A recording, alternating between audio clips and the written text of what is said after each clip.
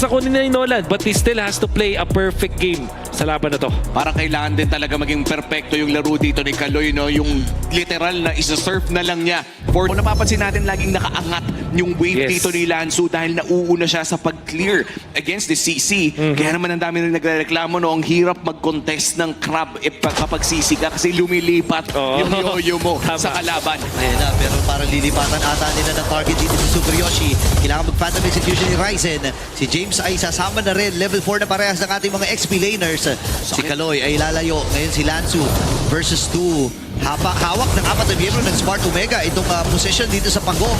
Pero nagamit din ng Revitalize. Si Kaloy mapupuruhan natin. Flicker nagamit niya. Si Sean. Naku, naipit din. At natalian siya. At this time mamamatay si Kaloy. Pero si Lansu ay nakapatay din. At si MP Nakinga magtatagumpay doon sa unang Pagong ng laban na ito. Naging maganda na sana para sa Omega pero ang naging bayad nila for Kaloy is Ryzen. Nawalan sila ng retry user. And that is Lansu again with the flicker play. Wala doon sa Uranus na nakakuha ng kill na yon. Si MP. Ayan si MP. Na ata siya, hindi bumaba. Yung kanyang fracture. Oy! Hindi kang pantamaan nung synchro vision.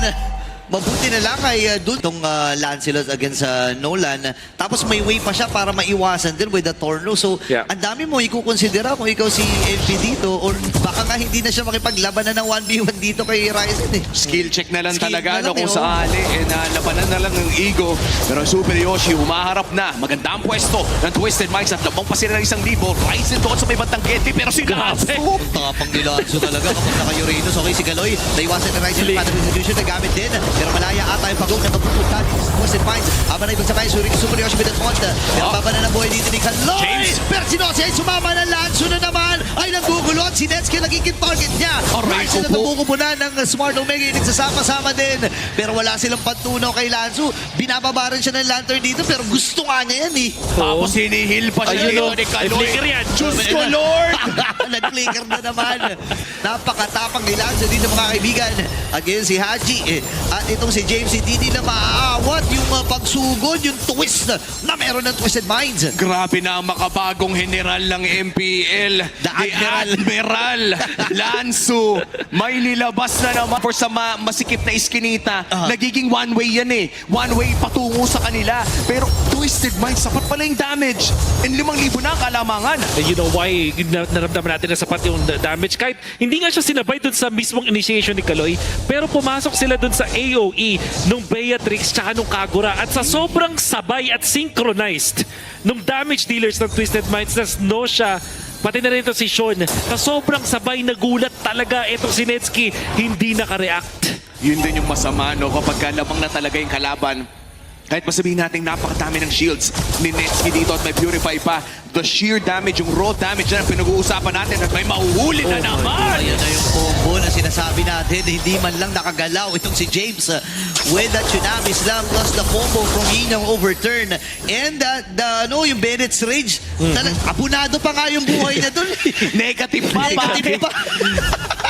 May utang pa. May utang. Patay ka na nga, may utang ka pa. Hindi pwede yun.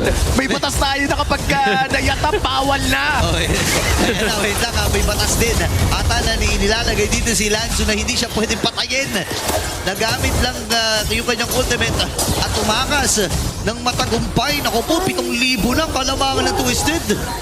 At palaki lamang ng palaki ito. Let's stop the bleeding, Wolf. Ano ba mga kailangan gawin ng Barangay Omega para mapansin? Wait lang! Isa pa. Okay, wait lang. Nakatakas muna si Super Yoshi pero ibig sabahin na rin. Wow! Yeah, bro! Dito na Twisted Mind! Ryzen muna dito. Bababa ng mga buhay ng Smart Omega. Ryzen. Wow. Phantom Execution out. Pero kompleto muli ang Twisted Minds. Pero hindi na sila go. Sumabog lamang yung aura doon. Grabe yung laban na. Credits to Nosha. Nung nakita niya parang hindi tayo makaka-burst dito, tumakas na si Super Yoshi, nagpalit agad siya ng baril, went in for the Nibiru's Passion, sabay zinunod niya. Paglatag doon ni Nosha, kaya naman mukhang magiging uncontested ang growth na to. This is the first lord of the game. Sapat naman ata ang wave clear dito ng Omega. Sadly, ang wave clear nila ay kailangan ilapag yung Zaman Force. Hirap nito. At saka nagbago talaga ng 360 degrees yung naging laro Oo. na to. No? Papailaw, saktong masahe Kasi- lang, saktong zona lang sa loob ng base ng Omega. Grabe yung zone na ginagawa dito nila. So dito kalapit ang mga Lalim. players dito ni Smart Omega. MP the King.